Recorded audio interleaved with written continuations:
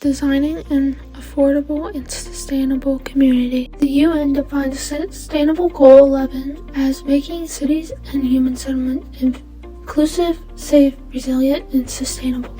In Pittsburgh, the community of Larimer and East Liberty is a good example of a sustainable community. So the Larimer East Liberty project is funded through Choice Neighborhood Initiative Grant, which comes from HUD. Or a CNI grant. There's 5 or 6 awarded each year. There's $30 million. It's for the transformation of a neighborhood. It's not just HUD is responsible for public housing in the neighborhood, but the grant covers more than that. They understand that you can't just build a nice new project. You got to think about the neighborhood that's around it and adjacent to it. The grant lasts for 10 to 12 years, and it's the developer and the city's responsibility to build all the housing and all the stuff that was promised in the grant. So that grant might include parks, it might include stormwater management, it might include retail and business opportunities. All that stuff's got to be accounted for at the end of the grant term. The grant actually mandates community engagement. In the grant application, you have to partner up with all these different agencies in the city, all these different agencies in the county, to make sure that everyone's collaborating and working together. Then for each phase of development, it has to be publicly presented. You have to work with the neighborhood groups. There's a local group called the Larimer Consensus Group, LCG.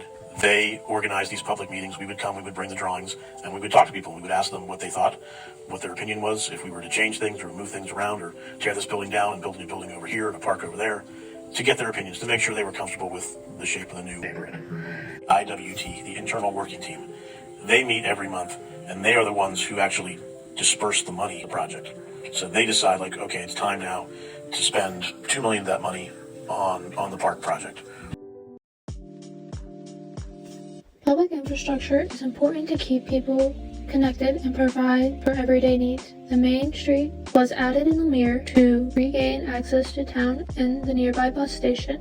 The streets contain bike lanes, ADA-compliant crosswalks, a parking aisle, and a few bus stops. Under the streets, green infrastructure and new utility lines were added. This allows for safe and efficient utilities and the separation of combined sewer system. Instead of the storm drains overflowing the sewage system, water is now caught in retention areas such as parking, which allows for water to seep into the ground and slow the runoff into the lower lying part of the city. Full housing opportunities.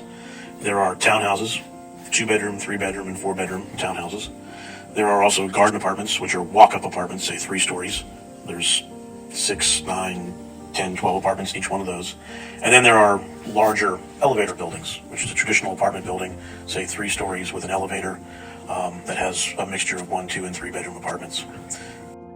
LEED ND, which means that over the entire course of the project, all 4 phases, there are LEED compliant features.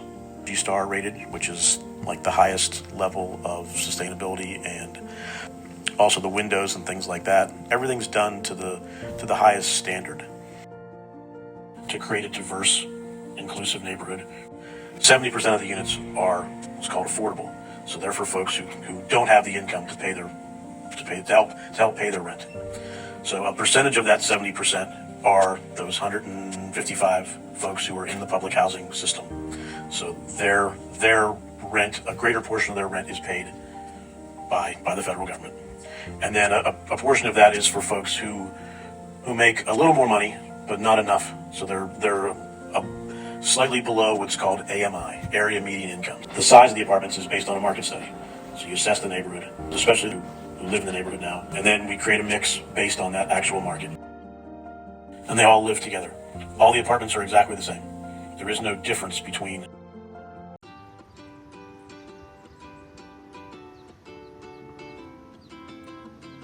In the Washington Boulevard watershed, there is a stormwater management master plan that creates parks and a corridor that runs along Negley Run River. This collects stormwater runoff and provides a place for people to interact. The parks are installed in key residential areas for easy access to activities and have educational moments for everybody.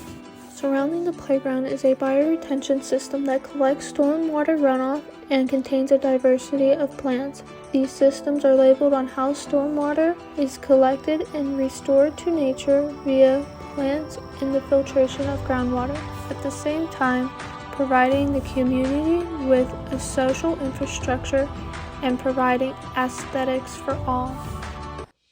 With collaborative work, creating an affordable and sustainable community is possible.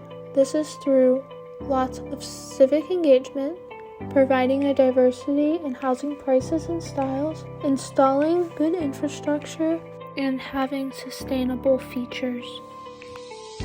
Thank you.